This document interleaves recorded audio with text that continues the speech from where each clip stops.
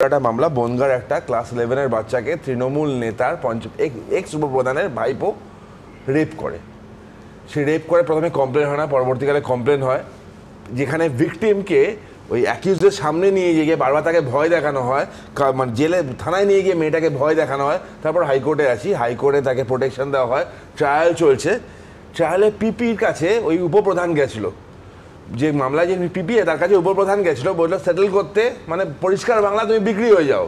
সে পিপি বলেছে হব না। তার ফলে কি হচ্ছে না সুমনদা, আজকে আমার সাথে কথা হলো, আমি নাম করে আমি ইস্যু দিয়ে বলছি, আজ আমার সাথে কথা হলো ভদ্রলোক বলছে, সাহেব বাচ্চাটা আমার মেয়ের মতো, আমার ওর বয়সে একটা মেয়ে আছে, আমি রাজনীতির লোক নয়, কিন্তু আমাকে থ্রেট করা হচ্ছে, আর এটাও বলা হয়েছে আমার জায়গায় অন্য একজনকে দেওয়া হবে যাকে ম্যানেজ করা যাবে। এটা সরকার চলছে, পিপি বদল হবে, পিপি বদল হবে, এটা পিপি ফোন করে আমাকে বলেছে, প্রেজেন্ট পিপি।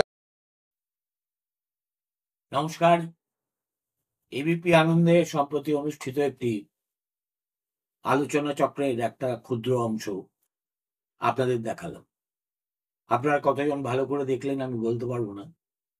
যদি কোনো বিভ্রম হয় বা বুঝতে অসুবিধা হয়, সেজন্য এই ক্লিপটি আমি আবার দ্বিতীয়বার চালাচ্ছি। একটা মামলা বনগাঁর একটা ক্লাস 11-এর বাচ্চাকে তৃণমূল নেতার এক্স উপপ্রধানের ভাইপো রেপ করে। সে রেপ করে, প্রথমে কমপ্লেন হয় না, পরবর্তীকালে কমপ্লেন হয়, যেখানে ভিকটিমকে ওই অ্যাকিউজদের সামনে নিয়ে গিয়ে বারবার তাকে ভয় দেখানো হয়, মানে জেলে থানায় নিয়ে গিয়ে মেয়েটাকে ভয় দেখানো হয়। তারপর হাইকোর্টে আসি, হাইকোর্টে তাকে প্রোটেকশন দেওয়া হয়, ট্রায়াল চলছে। ট্রায়ালে পিপির কাছে ওই উপপ্রধান গেছিল, যে মামলায় যে পিপিএ তার কাছে উপপ্রধান গেছিল, বললো সেটেল করতে, মানে পরিষ্কার বাংলা তুমি বিক্রি হয়ে যাও।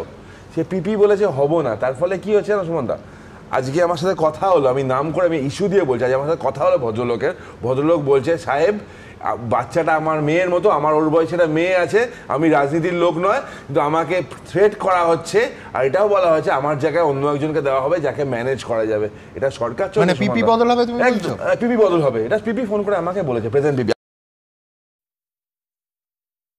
আপনারা শুনলেন হঠাৎ করে কেন আমি এই ক্লিপটি আপনাদের দেখালাম। সঙ্গত কারণেই এই প্রশ্ন আপনাদের মনে উঠতে পারে। আমি দেখাতে আজকে বলতে পারেন বাধ্য হয়েছি, কেননা এই রকম একটি অকিঞ্চিতকর ঘটনাকে কেন্দ্র করে আমাদের রাজ্যের পুলিশ প্রশাসন কতটা প্রতিহিংসামূলক আচরণ করতে পারে, কিভাবে সাংবাদিকদের হেনস্থা করার জন্য কোমর বেঁধে নামতে পারে, সেটা বোঝার জন্য এই ক্লিপটি মন দিয়ে শোনা বড্ড জরুরি। এখানে আপনারা দেখতে পাচ্ছেন তরুণজ্যোতি তিওয়ারি কোনো একটা মামলা সম্পর্কে তার ব্যক্তিগত অভিজ্ঞতার কথা বলছে, আর তার বক্তব্য শেষে অনুষ্ঠানের সঞ্চালক আমার নেমসেক অনুজ প্রতিম সুমন দে তাকে জিজ্ঞেস করেছে একটা অতি প্রাসঙ্গিক কিন্তু ইকুয়ালি ইনকুয়াস একটা প্রশ্ন। এরপরে গাইঘাটা থানা থেকে হঠাৎ নোটিশ এসে পৌঁছয় সুমনদের কাছে। তাকে বলা হয় আগামী 4 দিনের মধ্যে তদন্তের স্বার্থে তাকে আসতে হবে, এবং তরুণবাবু এবং সুমন দুজনকেই পক্সো আইনে অভিযুক্ত করে এফআইআর রুজু করে তদন্ত চালু করে দেয় গাইঘাটার পুলিশ।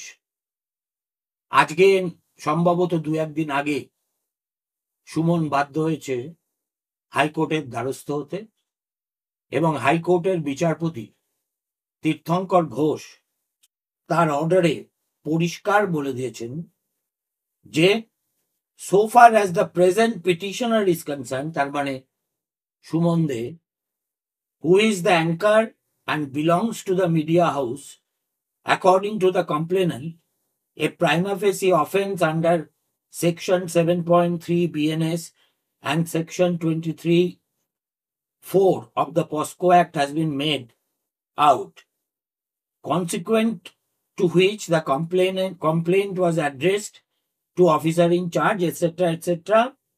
এখন এরপরে এইসব ঘটনাবলী বর্ণনা করে, যেটা আমি একটু পরেই আপনাদের কাছে করছি, তিনি পরিষ্কার করে বলে দিয়েছেন যে so far as the present petitioner is concerned, I do not find that prima facie his requirement is there for the progress of the investigation.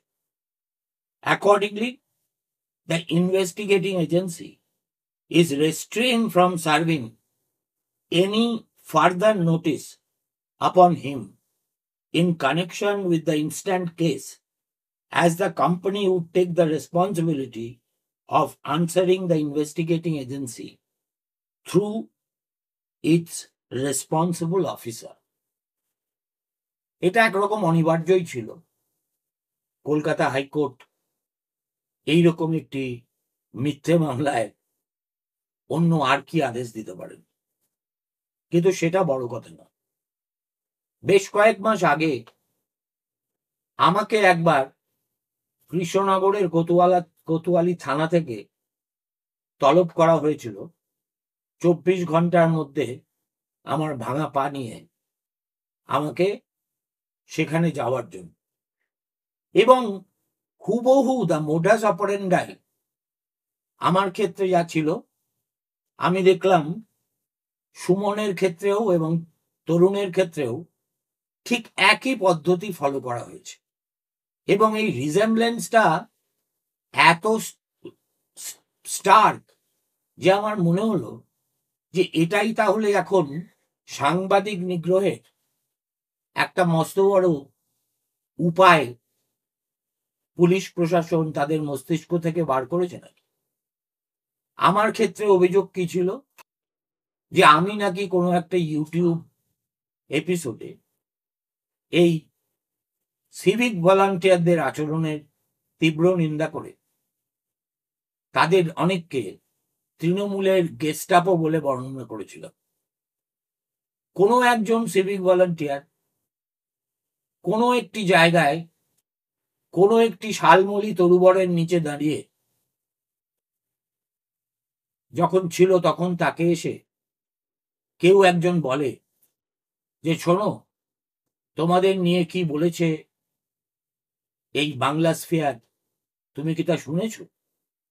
তারপরে সে শোনে, এবং শুনে সে এতটাই বিচলিত এবং বিপন্ন বোধ করে যে কোতোয়ালি থানায় গিয়ে একটা অভিযোগ রুজু করে। সেই অভিযোগটাকেই থানা এফআইআর হিসেবে গ্রহণ করে নেয়। তারপরে আশ্চর্য হয়ে দেখলাম আমার কাছে তলবি নোটিশ আসার আগেই সেই জেলার এসপি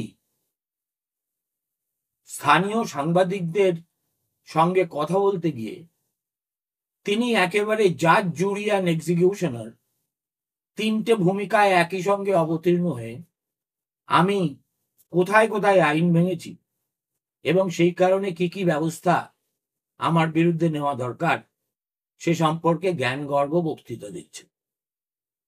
আমারও কোনো উপায় ছিল না কলকাতা হাইকোর্টের দ্বারস্থ হওয়া ছাড়া, ঠিক যেমন সুমনেরও কোনো উপায় ছিল না। সুমন যে রিলিফ পেয়েছে আমিও সেই রিলিফ পেয়েছি। আমার ক্ষেত্রে বিষয়টা শুধু স্থগিতাদেশ করে দেওয়া হয়েছে তাই নয়, ওই সুপারিনটেন্ডেন্ট অফ পুলিশের আচরণ সম্পর্কেও আমার অর্ডারে মহামান্য হাইকোর্ট একেবারে এমন তির্যক সব মন্তব্য করেছেন যেটা কোনো আত্মসম্মান জ্ঞান সম্পন্ন পুলিশ অফিসারের পক্ষে সত্যি হজম করা কঠিন।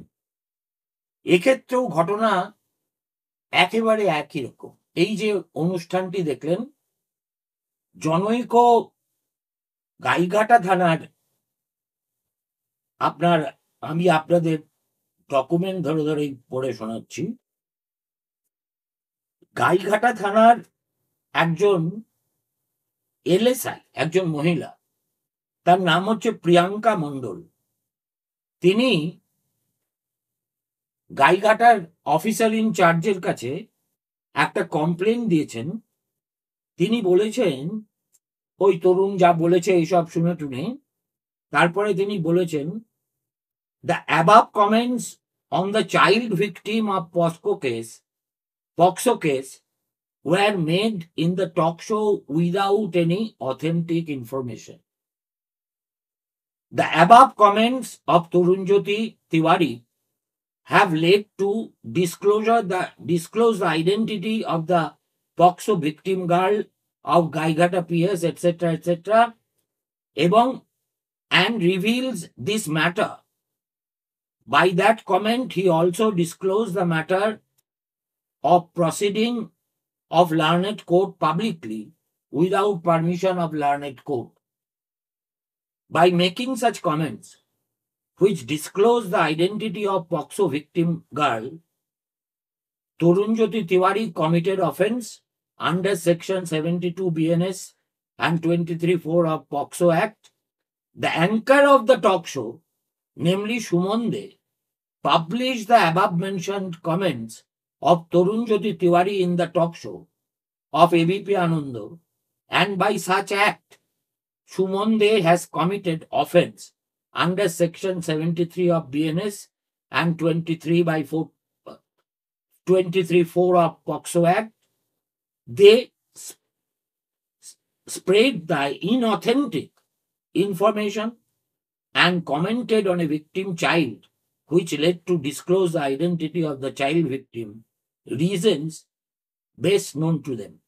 According to section Omuk Tomuk, the owner of ABP Anando channel is also jointly liable for the offence. I therefore, in the interest to protect the identity privacy of the victim girl and in order to prevent breach of justice, request to take legal action and to start a specific case under section 72, 73 of BNS and 23(3) and 23(4) of POXO Act against Torunjyoti Tiwari এবং সুমন দে plus ABP media হাউসের মালিক। Media হাউসের মালিক কে, সেই নামটুকু পর্যন্ত সংগ্রহ করার মতো পরিশ্রম গাইঘাটার police করেনি। কখনো শুনেছেন যে কাউকে অ্যাকিউজ করা হচ্ছে একথা বলে? ওনার অফ এবিপি মিডিয়া হাউস। দেখুন, তারপরে এই মামলার একটা নোটিশ আসে সুমনের কাছে। সেই নোটিশে সুমনকে বলা হয় যে whereas a first information report with the above reference has been registered, ভুল ইংরেজিতে registered হবে, against you, revealing allegation of commission of a cognizable offence, and whereas of your appearance before the concerned IO is necessary in connection with investigation of this case, you hereby requested to appear before the undersigned officer of Gurihat PS within 4 days during office hours positively after receiving this notice for the interest of investigation. এটা পাঠানো হয়েছে ইমেলে এবং date হচ্ছে ফেব্রুয়ারির এ মাসের 8 তারিখ। এখানে আমার একটা স্বনির্বন্ধ অনুরোধ আছে পুলিশের কাছে, যে দেখুন, ইংরেজিটা না, প্রথম কথা বিদেশি ভাষা, রানীর ভাষা, অযথা ভুলভাল ইংরেজি লিখে নোটিশ পাঠানোর বদলে আপনারা যদি মাতৃভাষায় এই একই কথা অনুবাদ করে সুন্দর করে লেখেন, তাহলে যিনি নোটিশ পাচ্ছেন তারও বুঝতে সুবিধা হয় এবং আপনাদেরও অস্বস্তির হাত থেকে আপনারা বেঁচে যান। কেননা 4 লাইনের নোটিশে যদি 6টা ইংরেজির ভুল থাকে, তাহলে তো সেটা হজম করতে একটু কষ্ট হয়, তাই না? এবার প্রশ্ন হচ্ছে যে তার মানেটা কি? তার মানে হচ্ছে Tarunjyoti Tiwari for TMC is a known suspect. সুতরাং তাকে কোনোভাবে হেনস্থা করার সুযোগ, কল্পিত সুযোগ হলেও যদি সামনে আসে, তাহলে পুলিশ প্রশাসন সেই মতো ব্যবস্থা নিতে পারে। এটা এ রাজ্যে দস্তুর হয়ে গেছে। বিজেপি করা নেতা কর্মীদের অসংখ্য লোকের বিরুদ্ধে কতগুলো মামলা যে কতগুলো থানায় পশ্চিমবঙ্গে রুজু হয়ে আছে, তার হিসেব একত্র করলে আমার ধারণা মহাভারতের চাইতেও মোটা একটা বই এর আকার ধারণ করবে। কিন্তু এখানে সুমন দের কালপেবিলিটিটা কোথায়? সে শুধু জিজ্ঞেস করেছে পিপি বদল করে দেবে। তরুণ জবাবে বলেছেন, হ্যাঁ, পিপি নিজেই আমাকে সে কথা বলেছে। তার মানে তরুণ জ্যোতি আর এই গোটা আলোচনাটায় আপনাদের কি মনে হলো যে তরুণ জ্যোতি ভিকটিমের নাম, ঠিকানা, নিবাস এ সম্পর্কে ভুল করেও কোনো ইঙ্গিত দিয়েছেন?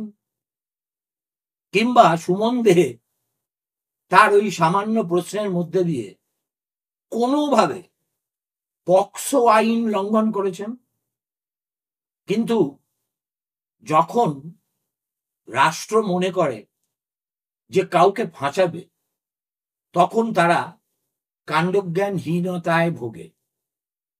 তখন যেহেতু উপর থেকে আদেশ এসছে, অতএব যে কোনো ভাবে হোক একটা কেস সাজাতে হবে। সাজিয়ে পশ্চিমবঙ্গের একজন প্রতিষ্ঠিত, সম্ভবত সবচেয়ে জনপ্রিয় অ্যাঙ্কারকে নাস্তানাবুদ করতে হবে। তাকে বারবার থানায় ডাকতে হবে, ডেকে ঘন্টার পর ঘন্টা ওসির ঘরের বাইরে বসিয়ে রাখতে হবে। তারপরে বলা হবে আবার অমুক দিন আসুন, সেটা হয়ে গেলে বলবে আবার অমুক দিন আসুন। এইভাবে তাকে হেনস্থা করা হবে। এই হচ্ছে সোজা বাংলায় গপ্প। এই কাজটা শুধু যে সুমন দে, সুমন চট্টোপাধ্যায়ের বিরুদ্ধে হয়েছে তা নয়। আমাদের এই শহরে যে ইউটিউবার সতীর্থরা আছেন, তারা প্রত্যেকে, আমি আলাদা করে কারোর নাম বলছি না, তারা প্রায় প্রত্যেকে এই ধরনের পুলিশি হেনস্থার মুখে পড়ে আদালতের দ্বারস্থ হয়ে তবে সুবিচার পেয়েছেন। আবার এই সরকারি কত বড় বড় বুলি ক্রমাগত কপচে চলেন, আমি তার মধ্যে যাচ্ছি না। এই যে যেটা আমার কাছে সবচেয়ে অবাক লাগলো, যে রাজ্যের অ্যাডভোকেট জেনারেল কিশোর দত্ত, যিনি অত্যন্ত সজ্জন মানুষ হিসেবে পরিচিত, আইনজীবী হিসেবেও তার যথেষ্ট সুনাম, এইরকম একটা প্যালপেবলি রিডিকুলাস মামলায় সুমনের হাজিরা কতটা জরুরি সেটা বোঝানোর জন্য দুদিন ধরে কয়েক ঘন্টা সময় ব্যয় করেছেন এজলাসে হাকিমকে বোঝাতে। যখন এইগুলো দেখি, তখন আমার মনে হয় যে অ্যাডভোকেট জেনারেল তো তৃণমূল কংগ্রেস করেন না, তিনি তো রাজ্য সরকারের প্রতিনিধি। তাহলে তার কাছ থেকে আমরা এমন আচরণ দেখব কেন যেটা is presently so partisan and one sided, যে কোনো অ্যাডভোকেট জেনারেলের কাছ থেকে সেটা কোনো অবস্থাতেই প্রত্যাশিত হতে পারে না। তার ফলে তীর্থঙ্কর ঘোষ যেটা বলেছেন সেটা হচ্ছে যে এই মামলার আবার একটা ডেট দিয়েছেন, উভয় পক্ষকেই বলেছেন যে আপনার এফিডেভিট, কাউন্টার এফিডেভিট দেওয়ার থাকলে দিয়ে দিন, একটা দিন ধার্য করেছেন। পরবর্তী মামলার দিন ঠিক হয়েছে মার্চ মাসের কোনো একটা তারিখে। সেগুলো সব ঠিক আছে, কিন্তু এর মধ্যে একটা অশনি সংকেতের ইঙ্গিত আছে। দেখুন, এই কথা আমি অতীতে আবার অনেকবার বলেছি, আবার বলছি, শাসকের সঙ্গে একটা বোঝাপড়ার সম্পর্ক মিডিয়ার একটা অংশের বরাবর ছিল, তৃণমূল জমানাতেও আছে। এই প্রবণতা তৃণমূল জমানার অবদান, কথা আমি বলছি না, কিন্তু যেটা এই জমানার অবদান সেটা হচ্ছে পদসেবার বিনিময়ে এই রাজ্য প্রশাসন যেরকম উদার হস্তে স্তাবক সাংবাদিকদের মধ্যে দাক্ষিণ্য বন্টন করে থাকে, 34 বছরের বাম জমানায় আমরা কখনো এই ঘটনা ঘটতে দেখিনি। হ্যাঁ, বুদ্ধদেব বাবুর ঘনিষ্ঠ কয়েকজন রিপোর্টার ছিলেন যাদের সঙ্গেই কথা বলতে তিনি স্বচ্ছন্দ বোধ করতেন, সেটা তিনি মুখ্যমন্ত্রী হওয়ার আগে। মুখ্যমন্ত্রী হওয়ার পরে বুদ্ধদেব বাবুকে এমনকি আমি সেই বাজবিচারটুকুও করতে দেখিনি। কেবল একবার নন্দীগ্রামের সময় তিনি সংযম হারিয়ে বর্তমানের একজন সাংবাদিককে যা মুখে আসে তাই বলে গালাগাল দিয়েছিলেন। জ্যোতিবাবু তো সাংবাদিকদের মানুষ বলেই মনে করতেন না, অতএব তার সঙ্গে কারুর ঘনিষ্ঠতা সেই অর্থে হওয়া এটা অসম্ভব ছিল। আর এই জমানায় আমি দেখছি এ এক অদ্ভুত রূপকথার গল্পের মতো। যারা রাজ্য প্রশাসন ওরফে রাজ্যের মুখ্যমন্ত্রীর পদসেবা করবে তাদেরকে দিয়ে প্রেস ক্লাব দখল করানো হবে, এবং যা তাদের কোনোদিন প্রাপ্য নয় সেই সব পদেও তাদেরকে বসিয়ে দেওয়া হবে। গতকালই আমি ইন্টারনেট খুলতে খুলতে হঠাৎ পশ্চিমবঙ্গ হেরিটেজ কমিশনের সদস্য কারা সেই তালিকার উপর একবার চোখ বোলাচ্ছিল। দেখলাম তাতে আমাদের 3-4 জন সতীর্থর নাম আছে। সেই সব সতীর্থ যারা দিদিমণির পাশে সারাক্ষণ গুড়গুড় করেন এবং ওই দিদিমণির প্রিটোরিয়ান গার্ডদের বলতে যারা বোঝায় তাদের মধ্যে অন্তর্ভুক্ত।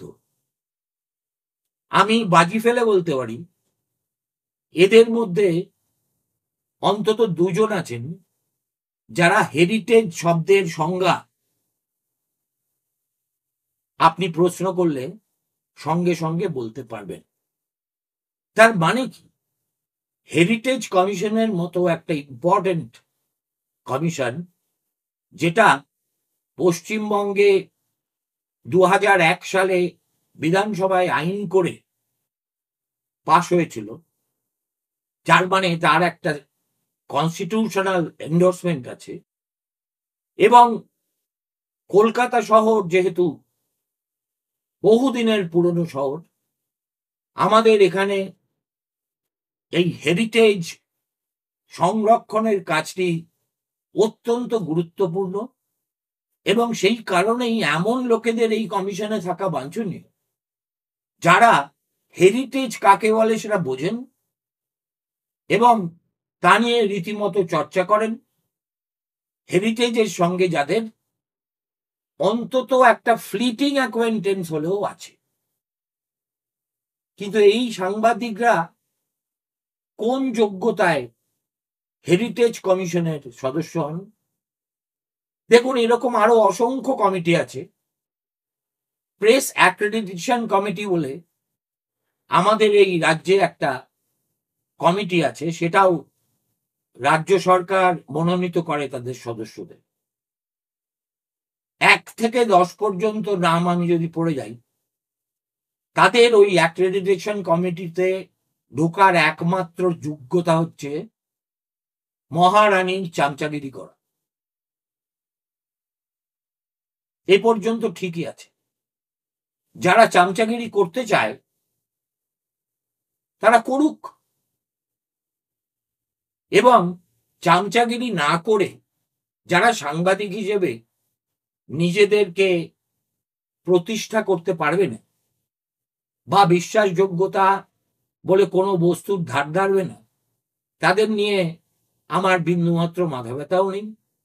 এবং তারা যদি আজ হেরিটেজ কমিশনকে মানবাধিকার কমিশনের চেয়ারম্যান হয়ে যায়, লোকপাল হয়ে যায়, তাতেও আমি অবাক হব না।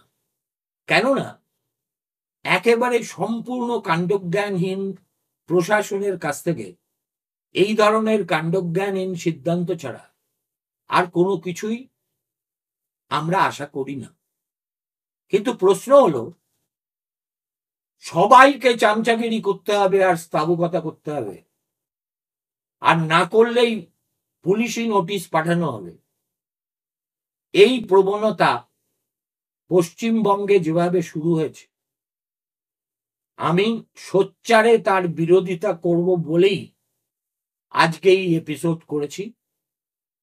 এবং করার আগে সুমনদের সঙ্গে হোয়াটসঅ্যাপে এক আধটা বার্তা বিনিময়ও করেছি, এবং সুমনকে আমি বলেছি যে যত নির্বাচন এগিয়ে আসবে তত কিন্তু এই ধরনের রাষ্ট্রীয় সন্ত্রাস আমাদের মতো সামান্য হাতে গোনা যে কজন এখনো মাথা উঁচু করে সাংবাদিকতা করার চেষ্টা করি, তাদেরকে সবক শেখানোর জন্য সচেষ্ট হবে।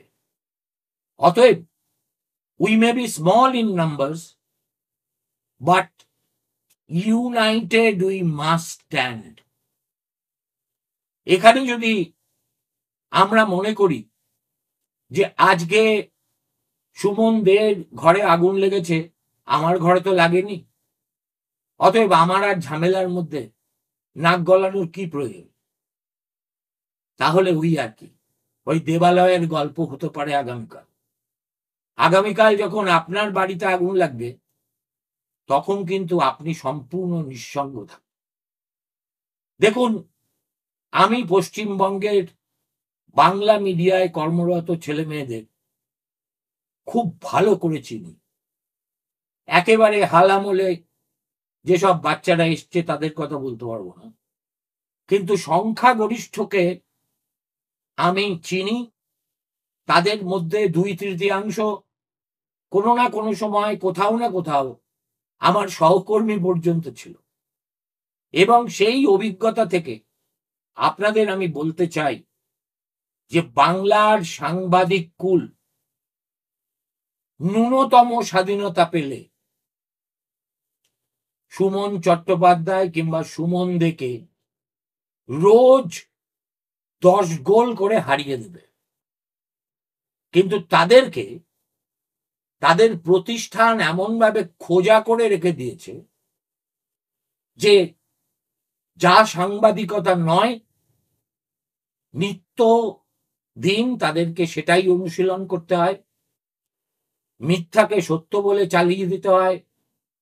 সত্য ঘটনা যদি সরকারের পক্ষে স্পর্শকাতর হয়, সেটা চেপে যেতে হয়, এবং অসম্ভব মর্ম যন্ত্রণা নিয়ে আমার এই সহকর্মীরা বিবিধ কাগজ এবং টেলিভিশন চ্যানেলে কাজ করেন।